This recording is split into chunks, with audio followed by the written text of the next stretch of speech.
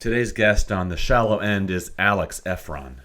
He's the founder of Collectors MD, a group that provides support to people struggling with addiction-like behavior around sports cards and other collecting spaces. Since the group started a few months ago, I've watched with admiration as Ruffin has addressed the elephant in the sports card room: addiction, secrecy, overspending, loss of control. The discussion you're about to hear might not be as enjoyable as hearing about a big chase or a big pickup, but it also might just be one of the most important pieces of content you listen to this year. Do we control sports cards, or do they control us? And how do we know or sense when that line has been crossed? If this podcast makes you think about yourself or someone you know, I urge you to check out collectorsmd.com. My name is Dave Schwartz, Iowa Dave Sports Cards on Instagram. This is The Shallow End. Thanks for tuning in, and let's get started.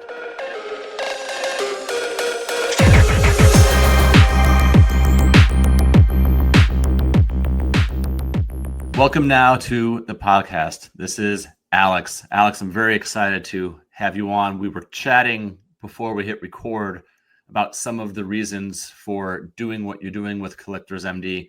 First of all, thank you for being here, and how are you? Dave, thank you so much for having me.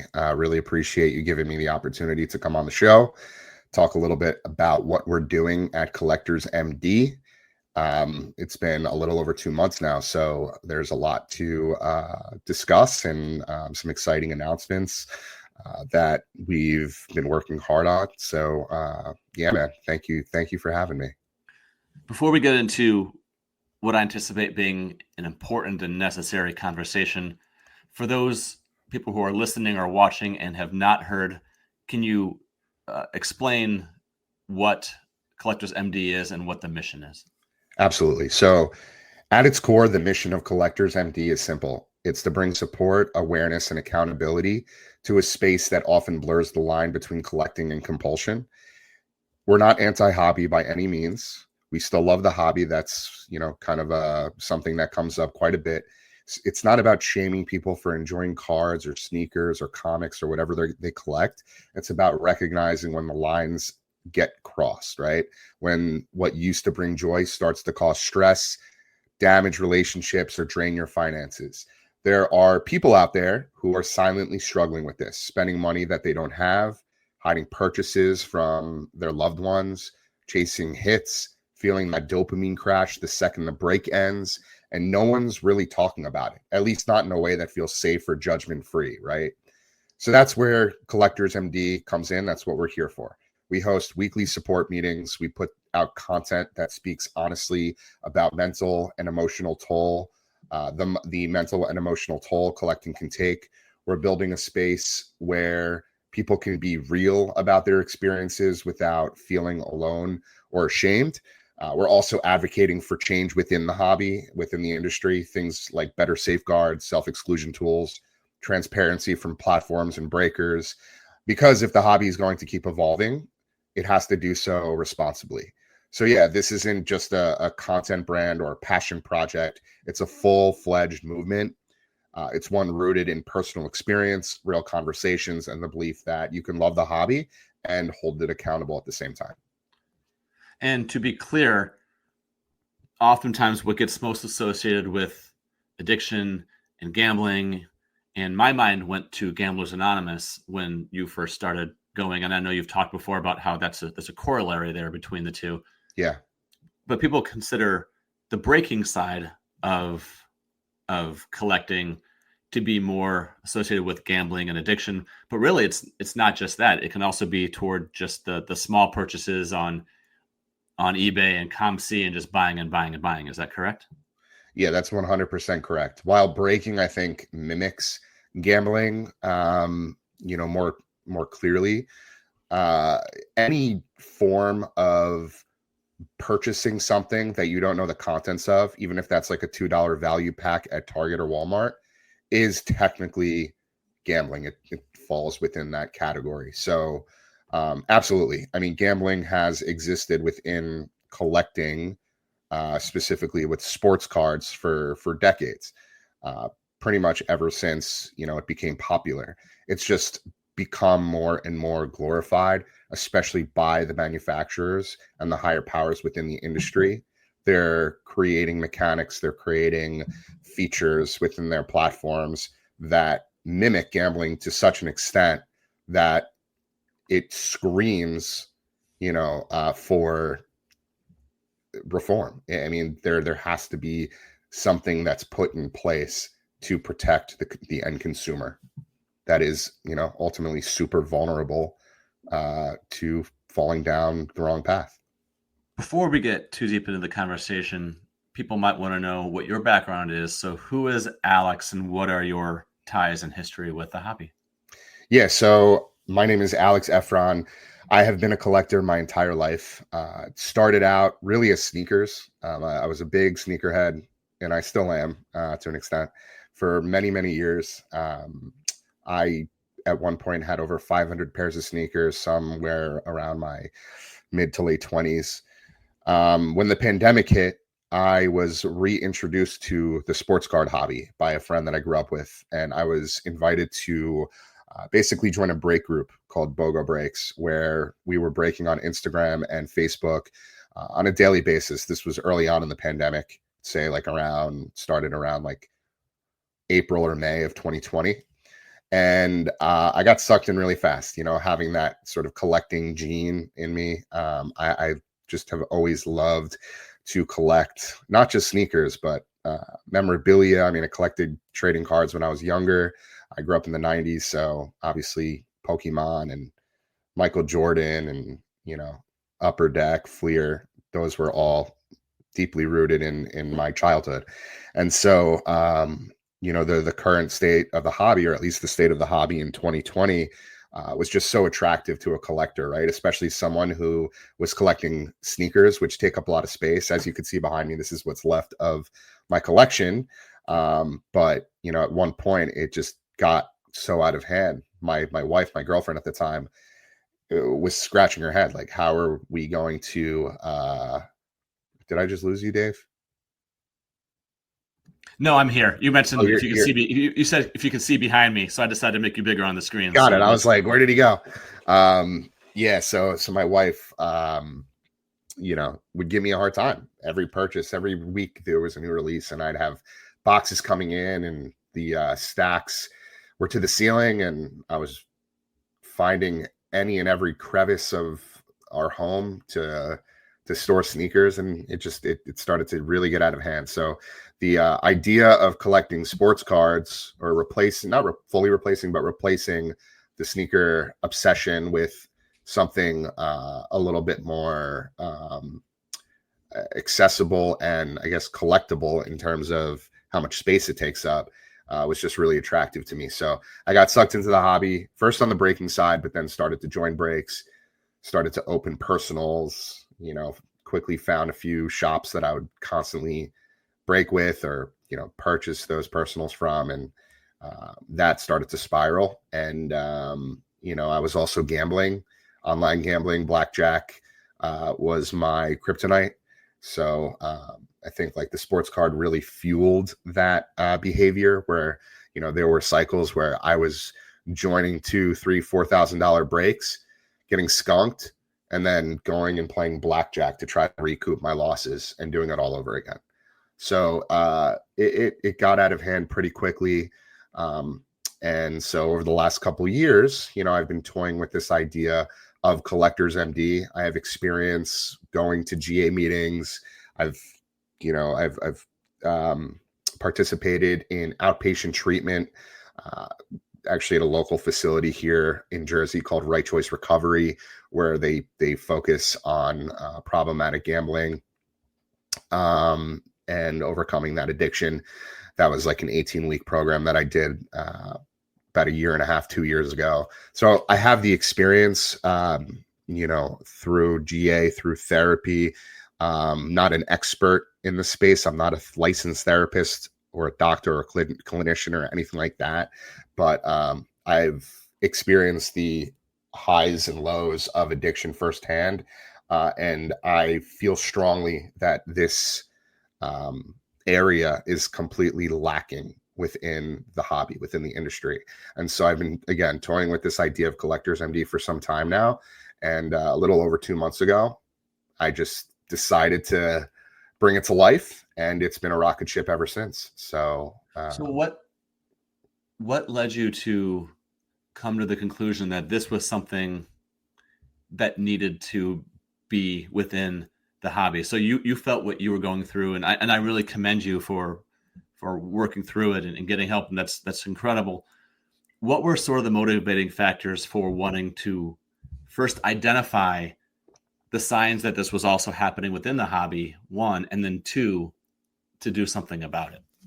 Yeah, so I think I recognized it when I self-excluded from gambling. That's something that you can actually do in depending on where you live, but it's available in most states where online gambling, that is legalized.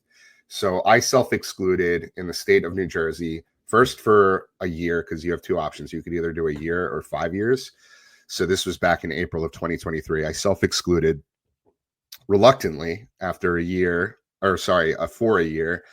after being, basically directed to or advised to in these GA rooms by therapists, by, family members. It was just really hard for me to sort of, come to terms with that. And, it was a part of my identity, right? It was part of my lifestyle. So it was hard to let go. But I eventually did it and sort of refocused my attention, my energy, my finances to the hobby and the hobby, exclusively. And as I continued to, join more breaks and open more personals and started to spend money that I shouldn't have been spending, was spending beyond my means, I started to realize how many synergies there were between the hobby and gambling. And the fact that I couldn't self-exclude myself, right? I couldn't put myself in timeout or put myself in a cool off period or take a break from the apps. I still had access, and I still to this day have access, was problematic to me. And it sounds a little crazy, right? Because like as a normal adult, you would think, how does another adult not have the wherewithal, not have the self-control to avoid something that's toxic to them? But the reality is addiction is a real thing, and it affects more than just alcoholics and drug addicts and gambling addicts. And as a matter of fact, the hobby that we know and love has quickly turned into a gambling machine of sorts. And so, again, not having these limitations in place poses a lot of risk, a lot of issues for people like me who are susceptible to, falling into these traps and going down these dark paths. It's such a slippery slope in so many different ways. And so, my hope, my intention with Collectors MD is that we create enough awareness for the hobby and the industry to recognize that these guardrails, these limitations need to be implemented in order to protect the consumer. What has been the response over the last couple of months to Collectors MD from people within the hobby community?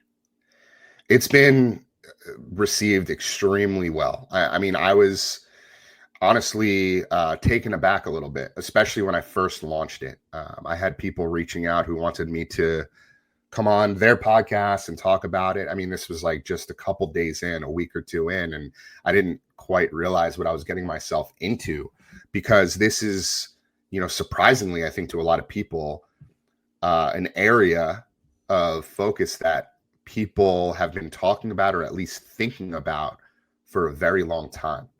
And whether it's, kind of a topic that people shy away from because they don't want to be judged or perceived the wrong way or associated with their brand for, a number of reasons, that could be part of the reason why this hasn't really come into the light where it needs to be.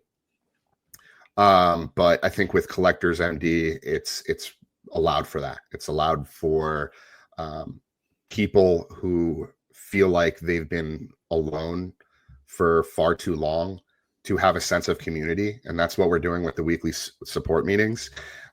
People now have a platform, or a community, I should say, that they can be a part of and know that they're not alone. There are other people out there who are struggling with the same things as them. Say a little bit more about that, if you would, about these weekly support meetings, and if people sense something happening with themselves that they're not happy with, that they want to change, what tools does Collectors MD offer to help people? Absolutely. So we started our weekly support meetings about 6 weeks ago. This coming Wednesday, tomorrow night, today's Tuesday. I know this is going to go live Friday, but as of the time of this episode going live, we will have conducted 6 meetings.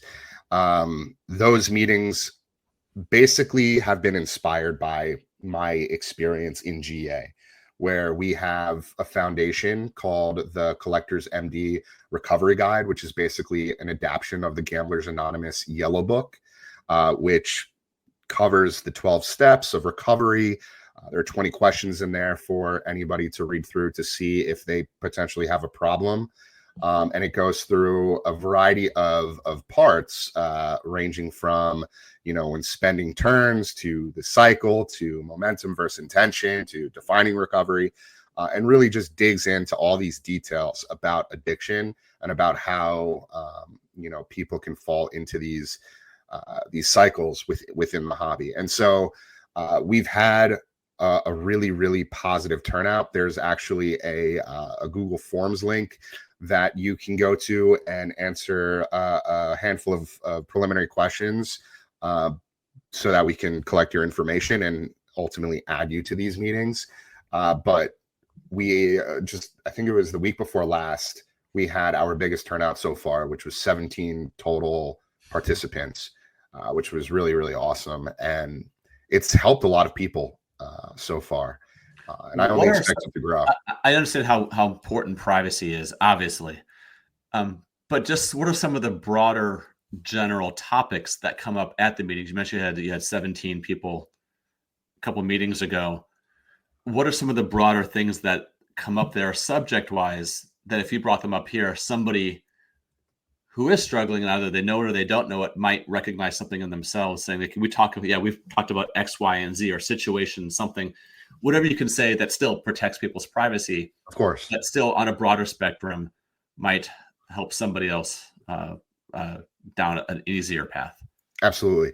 We do treat these meetings like closed anonymous meetings. So we do respect the privacy, and confidentiality of all of the participants, but I can absolutely give you a high level overview of what a meeting looks like.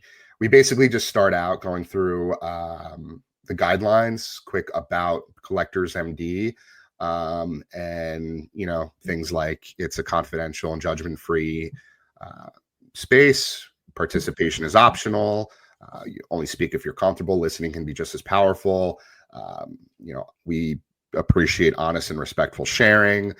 We try to push for only offering advice when requested. We want to offer support, but not solutions unless someone asks for guidance. We support, we don't fix. Our focus is on understanding, not solving. And so we make sure that everybody is on the same page when it comes to the guidelines. Then we go through the recovery guide. We spend about 10 minutes just walking through it. And then we reserve the majority of the meeting for our share and support. So that's an opportunity for members to share anything they want, anything they're comfortable with, whether that be, a recent experience or, something that, resonated with them that they maybe saw on social media, or just, something super general.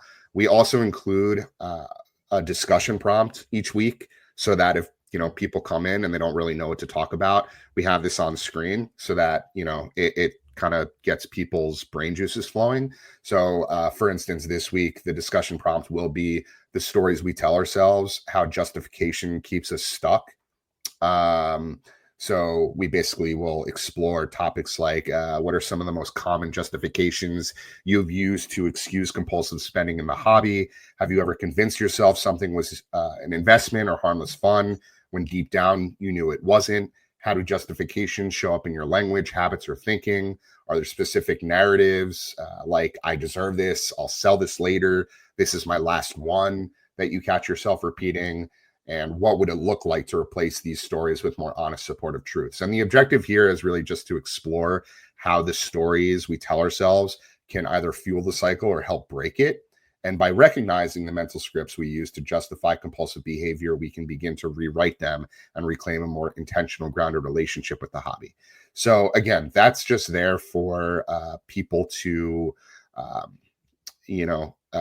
use as a crutch if they want to focus on a specific topic and they're not sure what to talk about.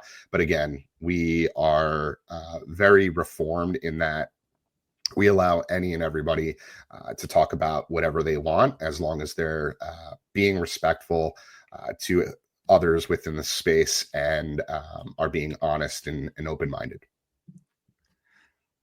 Great. I'm just, for those of you who are listening right now, is I have up on the screen the link for the meetings.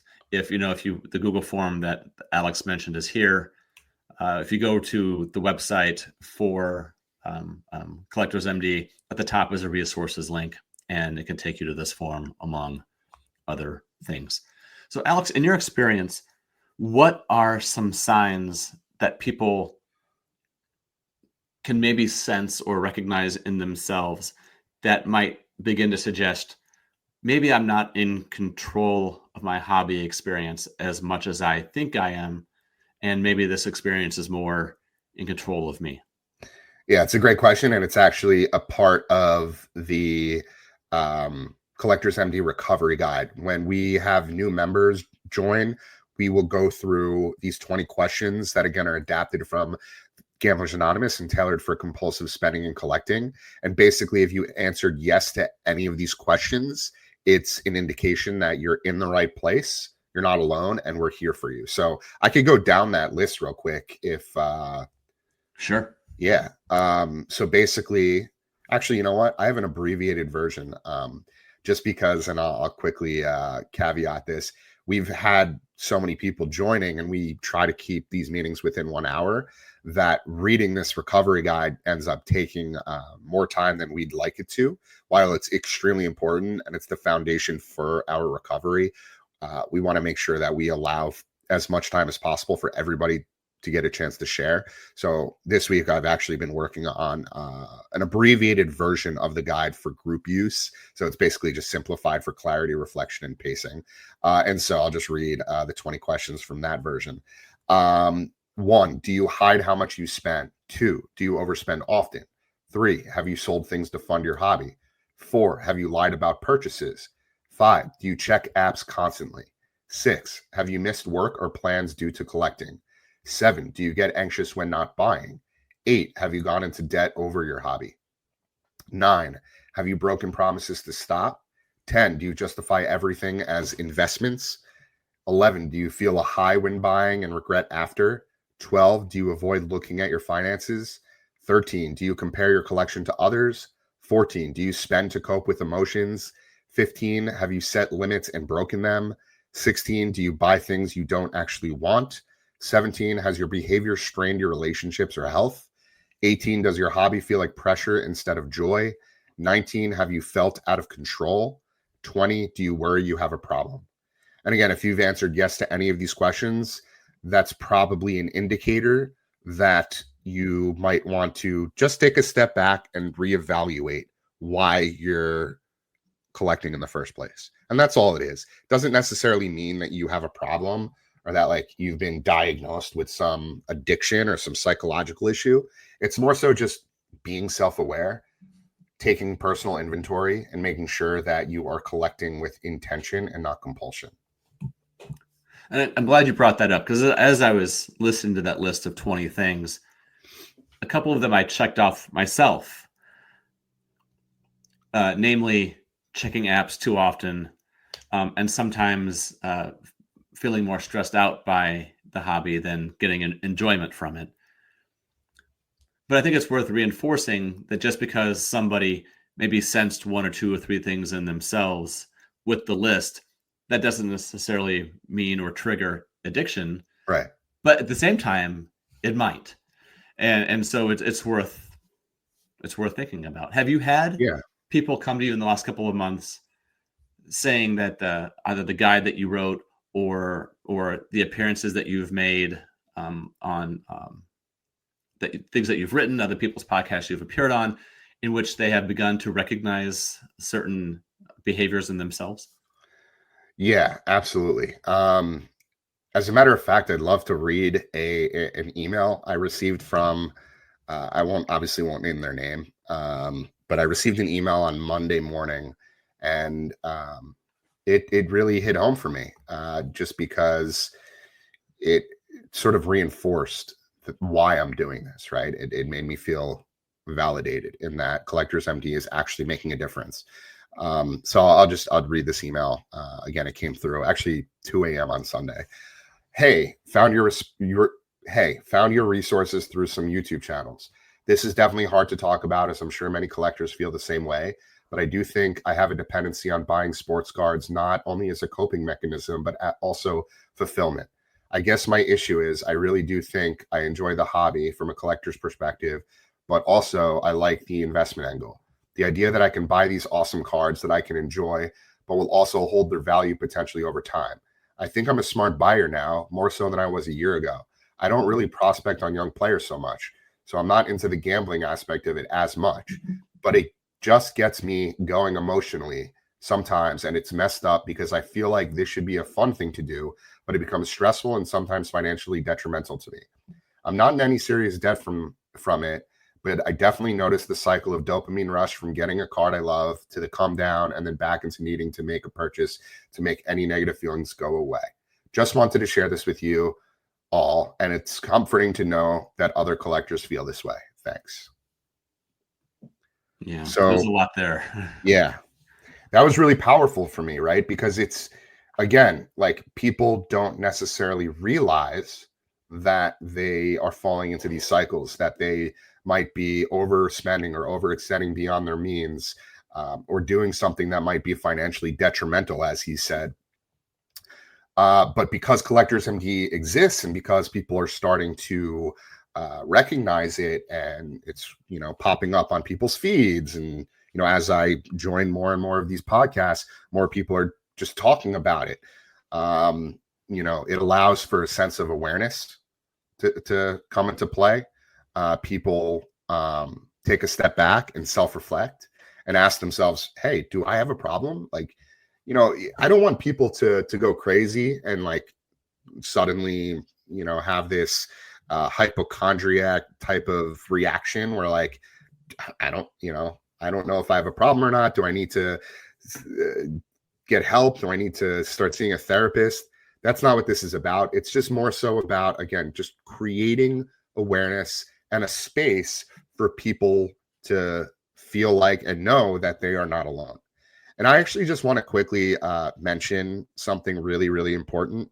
And this is something that I had brought up earlier, is that I'm not a licensed therapist, a doctor, a clinician, anything like that. I don't have any experience in the medical field, but what I do have is experience as an addict, right? I mentioned that I had a gambling addiction. I mentioned that I had an addiction to collecting. Those were two areas that became really problematic for me and my family, that had a negative impact on my life. And so with that, I want to make sure that people understand that Collectors MD is intended to be a peer support group. And we're here to provide support and resources for collectors who feel overwhelmed, out of control, or financially strained by the hobby. We want to raise awareness, promote healthy habits, and advocate for responsible participation, not to shame or to criticize collectors or breakers, but again, just to provide a sense of comfort. With that, we just announced a partnership as of yesterday, Monday, June 2nd, where we have partnered with a licensed mental health provider called Birch's Health. So going forward, if we have an individual that needs professional help beyond the peer support that we can offer, we can refer them and direct them to Birch's Health, which is, again, a facility that focuses on problematic gambling and behavioral addiction. So that's really important. It was a huge milestone for us. And again, it cements the fact that, there's a need for this. It provides validity and credibility for Collectors MD in this space. And I'm really excited to see where that partnership takes us. For sure. Congratulations on that partnership. Thank you. Do you, and I apologize if I missed this from one of your previous appearances, do you still collect at all, or what is do you have an involvement in the hobby beyond Collectors MD? Yes. So I think this is really important. And this is something that I think comes up quite a bit, right? Because I mentioned BOGO breaks, which I'm not active on. We don't break anymore. I'm not a breaker at all anymore. I stopped doing that in say 2021. But I also have, several other handles, one for my sneaker page, one for my cards. Haven't posted on either in quite some time, but as you could see behind me, still have, a few pairs of sneakers, still have, a handful of cards in my collection. And, the contradiction, I guess you could call it, is kind of the whole point, right? That duality is my story, the blurred line between being a passionate collector and falling into compulsive behavior. That isn't theoretical for me. It's personal. I was deep in it. I love the chase, the thrill of the rip, the community, the culture, all of it. But I also know how easily that passion can tip into something darker, into something that affects your mental health, your finances, your relationships. And I think that's the part that will resonate with people, because so many of us are walking that tightrope, whether we realize it or not. So when people ask how I can be both, how I can, be at the forefront of this movement and also be involved in collecting, how can I love the hobby and want to challenge the way it's operating? I tell them that's exactly why I started Collectors MD, not to cancel collecting, not to cancel the hobby, but to make space for conversations that the hobby doesn't always allow. Conversations about accountability, intention, and support. I'm not standing outside the problem shouting in. I'm speaking from the middle of it, just trying to light the path forward for anyone who's ever felt that same pull.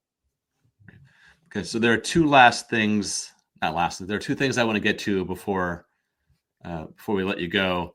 The last thing is I definitely want to have to talk about the industry and things that are in place that make it pretty hard for people to navigate in certain ways. But before we get to the industry, I want to talk about a part of the site that talks about the three MDs.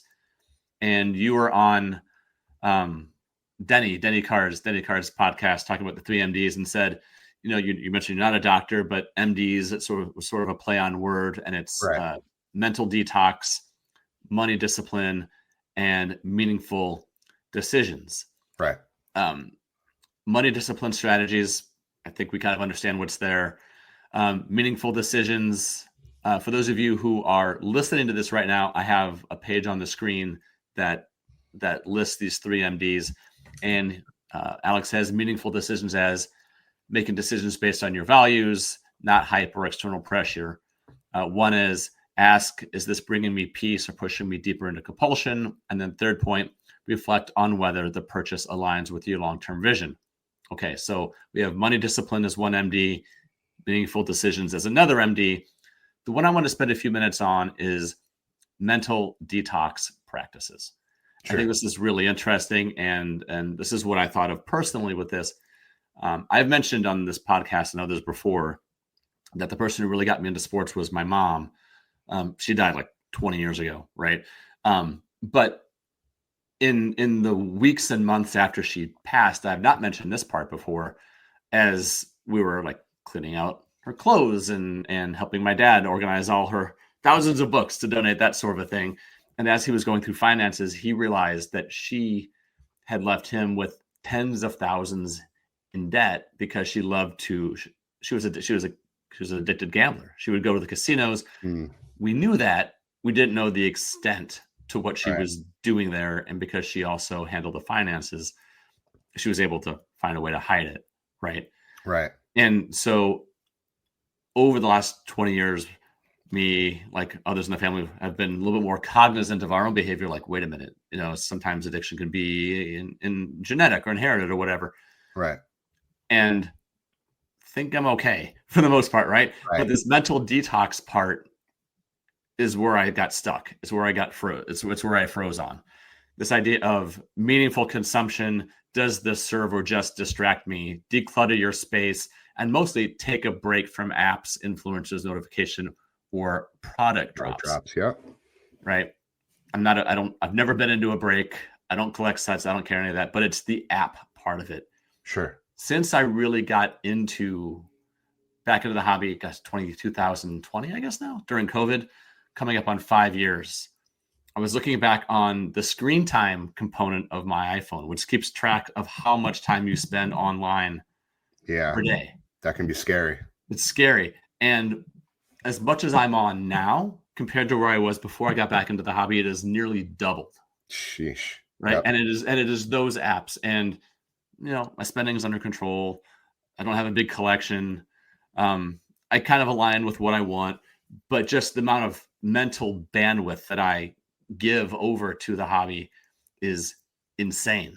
Right. And in the meetings that you have and in the people that you talk to, is this something that you were seeing with people saying, it's like, I just can't unplug from the hobby. Like, I just can't stop checking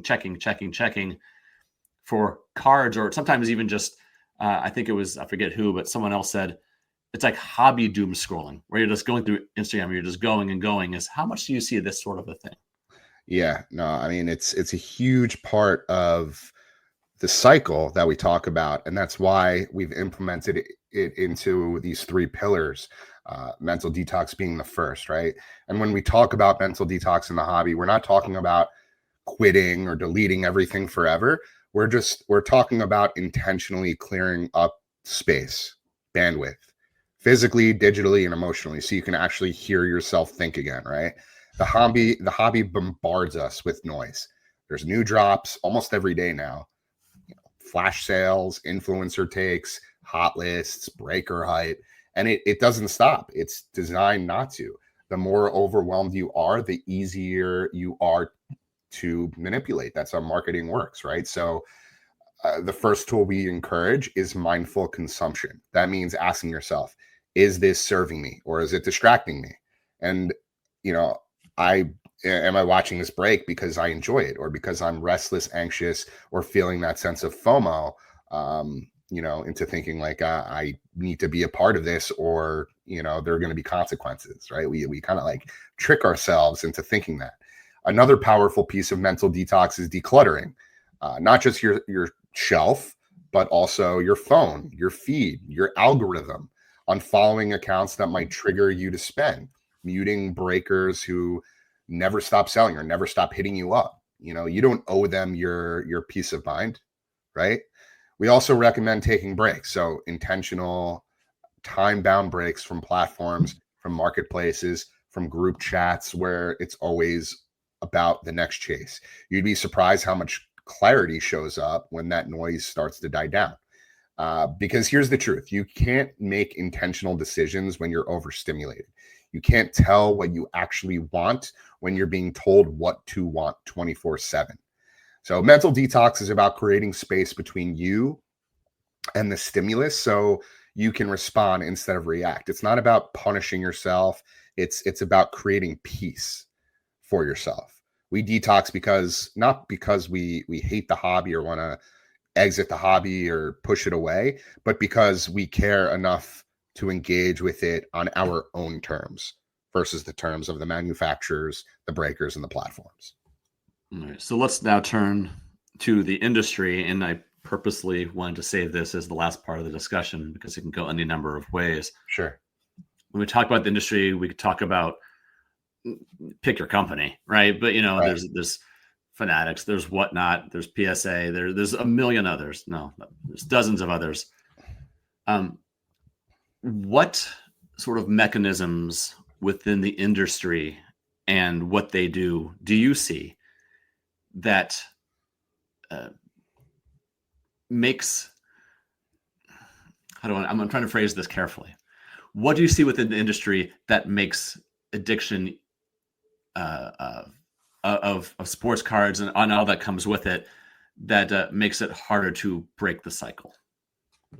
Yeah. So, I mentioned the synergies between breaking these, not just breaking, but the platform experiences, the user flow, if you will, and how it mirrors gambling to a T, right? So the hobby has become the Wild West. That's what we always say. You hear people saying that all the time.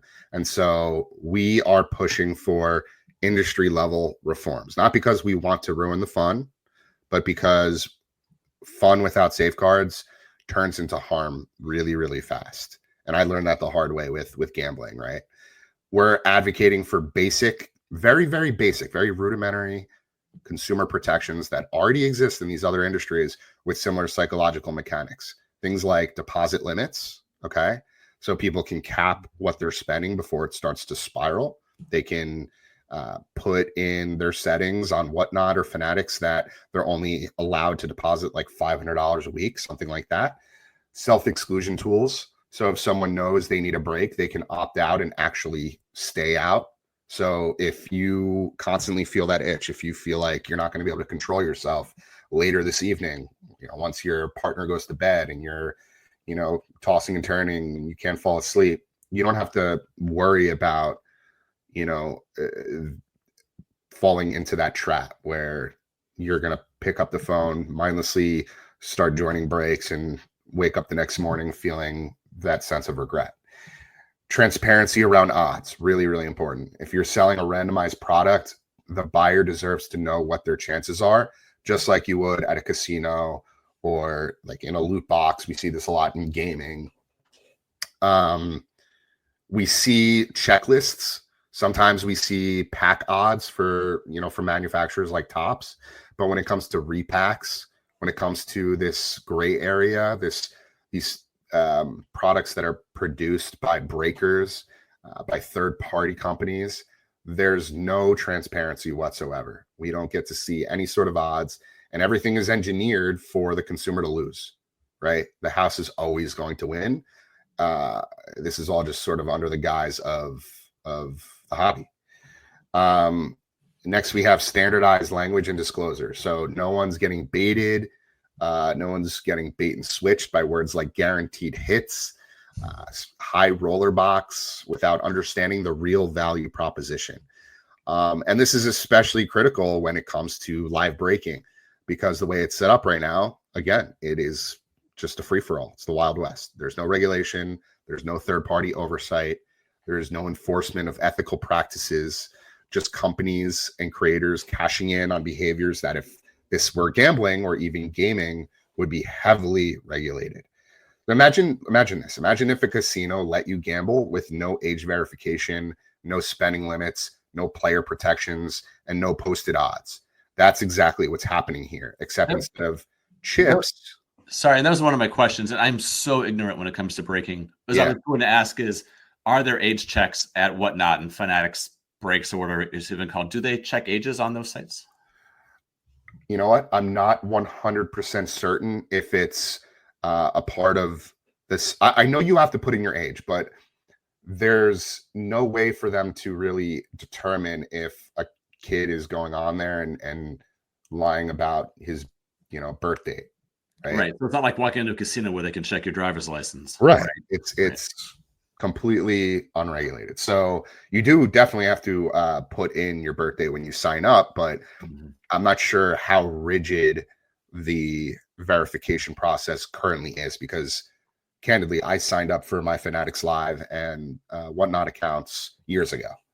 But I'm sure it's very, very simple for a 12-year-old, 11-year-old to, download the app, on mom's device and start using mom's credit card to join breaks. And it's something that's happening quite a bit. You see chargebacks and all sorts of crazy stories on Reddit and Instagram and so on. But what I was getting at is that, with breaking, rather than chips, you're buying teams or repacks or instant rips. And while the hobby hides behind terms like entertainment and community, the mechanics don't lie. These are 100% gambling adjacent systems being marketed to consumers of all ages with zero guardrails in place. So reform doesn't necessarily mean like the end of the hobby. It just means the beginning of a safer one. That's all it is. It's just more transparency, a space where collectors don't feel like they're being exploited for profit, but they're actually being empowered to participate with clarity and intention. So it's about protecting the people who make the hobby what it is, which is the collectors. And it's long overdue. And frankly, I'm shocked as I've done my research and I continue to advocate for this. It's mind-blowing to me that Fanatics and whatnot, and even the manufacturers, Panini, Topps, Upper Deck, none of these companies have taken any accountability or have, at the very least, raised a few points here and there. Hey, like this is something we should probably tighten up. This is probably something or an area that we should, create some rules for. It's just they continue to add new features, just make it more enticing, more, attractive to people who have these tendencies to overextend themselves to participate. And that's the scary part. And I mentioned this to you before we came on the live, but Fanatics Live just announced yesterday, this new feature called Instant Rips, which is basically their version of offering buybacks on repacks. So you purchase a repack for $800. You hit a $500 card. They'll give you 90% of that on the spot. You get your money back and you re-roll. I mean, if that doesn't scream gambling, I don't know what does, right? So it's fine that they add these elements. Like, gambling isn't illegal. Gambling, is a form of entertainment for a lot of people that, if they can do it within their means and they have self-control, and they're not, overstepping or doing anything as far as like lying to their partners or spending this month's mortgage on it, like, more power to you. Like, do your thing. But there needs to be regulations in place, just like they exist for gambling. It's remarkable to me that something like this can be introduced by a company as big and impactful and game changing as Fanatics, but still not have to create a sense of rules, guardrails, protections. Like, it's crazy to me that just doesn't exist. So one last thing I'll say is, like, when you're watching a sports game and you see an ad for a casino or a sports book, right? At the bottom of the spot commercial, generally there's some sort of messaging around responsible gaming, responsible gambling. Disclaimer. Disclaimer. If you or somebody who has a problem, call 1-800-GAMBLER. That's a part of their corporate responsibility, right? That's a part of the rules. You want to play in this space, you got to follow the rules that have been set by the governing body. Why doesn't that exist within the hobby when there's so many synergies? It's mind-boggling to me that there isn't some sort of gaming commission that is overseeing all of this. It's literally just Fanatics, Panini, whatnot, eBay, and we're basically marketing slaves to those higher powers with nobody kind of keeping an eye on any of this to make sure that it's happening fairly, and in such a way that protects the consumer. Yeah, and I think it's worth noting that what you, Alex, and what Collectors MD is trying to do is not to get rid of it. It's to make it more responsible, more accountable. And I would urge people, when you hear outside factors, other people defending it, saying we don't need regulation or this or that, or it's entertainment, it's fun. It's like, oh, someone enters a break because they can't get all the Oakland Raider cards that they want, and this is how they get it. I'm like, sure. And I think it's worth asking what they have to gain and what their incentive is to not want to have regulation on it. And when you dig deeper into what their motivations are and what they get out of using you, you begin to understand why they are operating the way that they are. Now we are starting to run out of time here a little bit. So I think, Alex, my last question for you would be, what would you say to someone, or what would you make open to someone who is feeling like maybe they're a bit out of control or just worried about their own behavior? What can their next steps be to take back some of that control? Yeah. So what I don't want to do is scare anybody into thinking that they might have a problem. I personally, feel a sense of, what's the word? Like obligation, right? Because I have experienced both sides. I know what it's like to chase the high, the rush of a big pull, the late night breaks, the dopamine hits that feel like they'll never come fast enough. I've experienced the spiral, the financial strain, the shame, the mental toll. I've seen how something that starts as a hobby can morph into something far, far more dangerous. But I've also spent years in this space, not just as a collector, but a student of it. I understand the mechanics, the culture, the psychology behind the platforms and the products. I know what's broken, and I know where the hope lives. So that's why Collectors MD exists, not because I'm against the hobby. I'm not. I love the hobby. I truly do. I'm passionate about the hobby. But it's because I believe in its potential to be something healthier, more sustainable, and more honest.